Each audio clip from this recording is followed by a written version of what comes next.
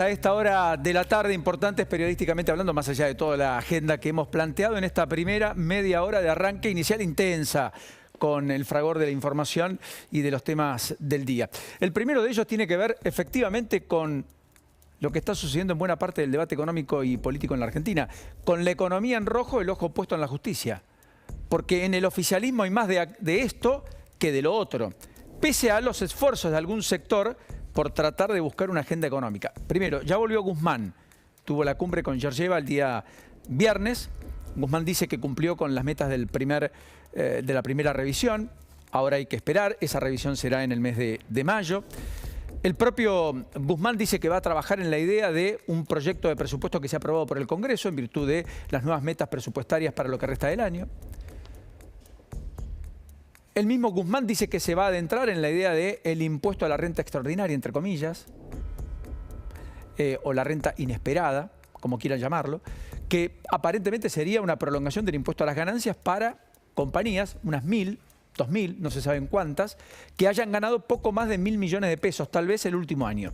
Pero no está claro, porque en el medio se cruzan declaraciones. La de Julián Domínguez, que dice haberse mostrado sorprendido por el tractorazo del pasado día sábado. Dice que no había razones técnicas para llevarlo adelante. La mesa de enlace, cierto, tampoco estuvo, la que tiene diálogo y puente con el propio Julián Domínguez. Pero lo cierto es que Domínguez dice, bueno, pero no van a pagar ese impuesto adicional imaginario, por ahora, sobre el cual no hay un proyecto contundente, ni hay un proyecto de ley, las empresas vinculadas al sector agropecuario. ¿Y entonces quiénes lo van a pagar? ¿La industria minera? ¿Las de consumo masivo? ¿Quiénes? Entonces no está claro.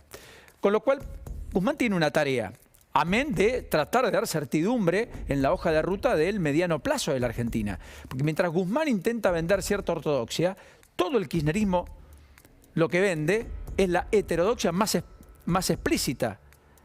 La que no congenia con el ajuste fiscal, la que no congenia con al menos reducir en términos nominales, en términos reales, perdón, el crecimiento del gasto público en desmedro de los ingresos para empezar a achicar la brecha y para reducir el déficit fiscal, que es lo comprometido con el propio Fondo Monetario Internacional. Con un gobierno que le está costando acumular reservas en meses de fuerte liquidación de divisas, inclusive. Miren, el complejo cerealero y el complejo agroexportador, lo hablábamos con Helio la semana pasada, ha liquidado en niveles récord divisas en la Argentina. Yo no sé si tenemos la placa, más de 9.000 millones de dólares liquidó. Lo cual implica un salto cualitativo respecto a lo que venía ocurriendo en los últimos 10 años. Acá está, miren, 7.900 millones en el primer trimestre, para ser exactos. 80% más que el mismo periodo 2010-2020. 18% más que lo liquidado en 2021, el año pasado. O sea, 80% más liquidó en el primer trimestre de este año. Entonces, bueno, esto es más o menos un récord histórico finalmente que termina por darle al gobierno cierto aire. Sin embargo, el gobierno no puede acumular reservas. O sea, la economía tiene además multiplicidad de cuellos de botella. Tiene restricciones muy severas en materia de gas.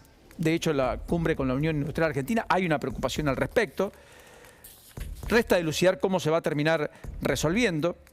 El gobierno ya autorizó además un aumento del 15,5% en el GNC y las estaciones ya temen cortes por falta de gas en invierno, aquellos que tienen contratos interrumpibles, que ya el 1 de abril tuvieron merma en el suministro en el arranque del mes en La Plata, en Mar del Plata, en otros lugares.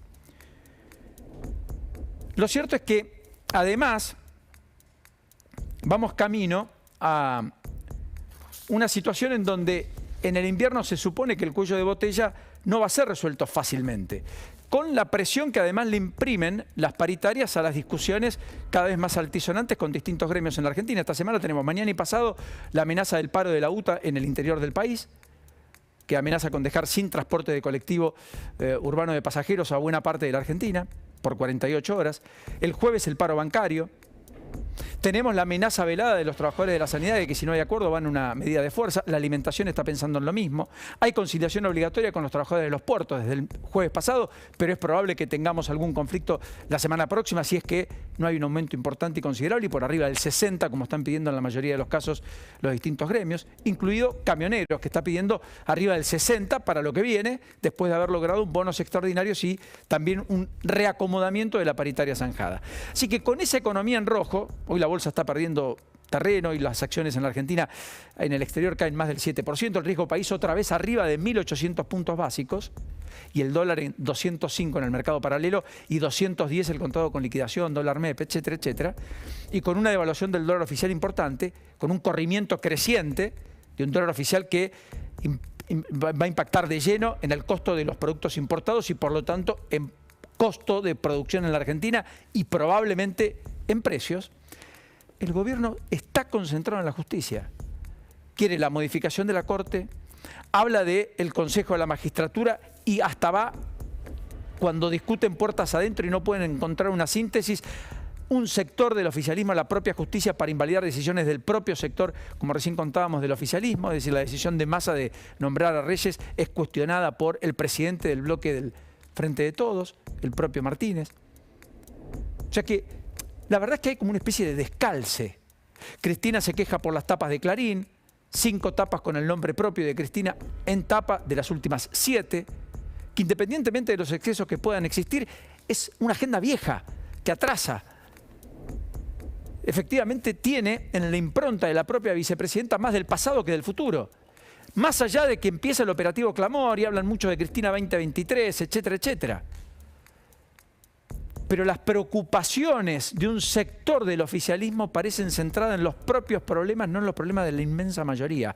Con un argumento sí válido, que es que el gobierno, es decir, el que eligió Cristina Fernández de Kirchner con Alberto Fernández a la cabeza, no está resolviendo ni está teniendo la gestión que ella misma tal vez pensó o pergenió. Una gestión que a todas luces es magra, como la de este hombre que está aquí, Martín Soria, el ministro de Justicia, que tiene pocos logros para dar, como buena parte del gabinete, incluso del propio presidente. Bueno, así todo, hay esfuerzos por reencauzar en algo la discusión de todo esto, que está muy áspera. Fue Gustavo Vélez a Washington, se reunió con Blinken, el hombre fuerte del Departamento de Estado, estuvo con una agenda importante, casi de canciller. El canciller Santiago Cafiero estuvo reunido con el premier italiano, hizo reuniones importantes también en Europa. Mientras tanto, Guzmán se paseaba por la cumbre del G20 y el Banco Mundial, tenía la bilateral con Georgieva el viernes, y Guado de Pedro, con 7 gobernadores, está en Israel y hoy se reunió con el canciller israelí a propósito de validar múltiples acuerdos con la mirada puesta, entre otras cosas, en productos de alta tecnología que Israel ha desarrollado y mucho, pensando en el campo, en la idea de morigerar por caso a las sequías, de manera tal de poder darle humedad a los campos y que pueda aflorar la producción independientemente de si hay mucha o poca sequía.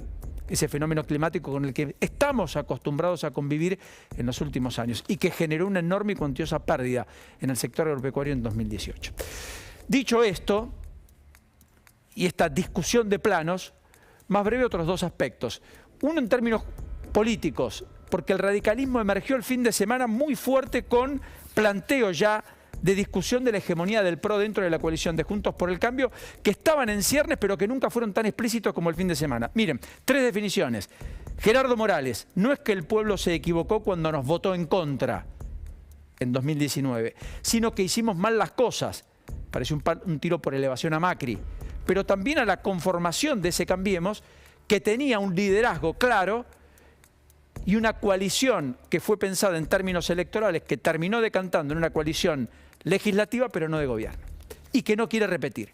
Segunda definición, Martín Lustó dijo, trabajamos para poner un jefe de gobierno, gobernadores, intendentes y un presidente radical. Lustó, que se imagina jefe de gobierno, que estuvo una reunión con Manes a solas el viernes, que parece apuntalar la idea de un proyecto radical y que procura traspasar la geografía de la ciudad en ese radicalismo envalentonado después de las elecciones del año pasado. Y finalmente apareció Manes, que ayer aquí con el propio...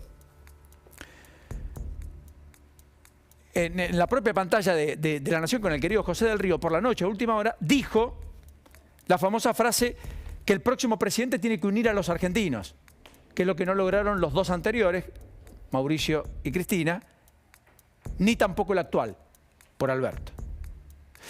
Con lo cual, da la impresión que acá, reunión de La Plata de la semana pasada, hay un partido que le discute hegemonía y que quiere protagonismo al PRO. O sea, no solo discute hegemonía, sino que además quiere protagonismo y se envalentona en el marco de la discusión política de cara al 2023. Y lo último, y no menor, es el valor de la vida que está en jaque. Y ahí yo creo que sobran los ejemplos, sobran las muestras. Lo que pasó en Rosario, que contábamos en el pase con Eleonora. Lo que ha ocurrido en Longchamps, en una tragedia donde murieron 4 jóvenes al chocar con el auto contra un árbol. La violenta pelea a facazos dentro de un penal en Chaco, que terminó con un preso muerto, que fue filmado incluso por celulares de otro recluso, hecho que ocurrió el fin de semana. Y yo diría, la vida en jaque porque cada vez le estamos bajando más el precio al hecho de vivir. Cada vez todo es más altisonante, los hechos se replican, los hechos de inseguridad que terminan con muertos son crecientes, los ajustes de cuentas del narcotráfico, los accidentes de tránsito por básicamente imprudencia, maniobras que no corresponden en muchos de los casos.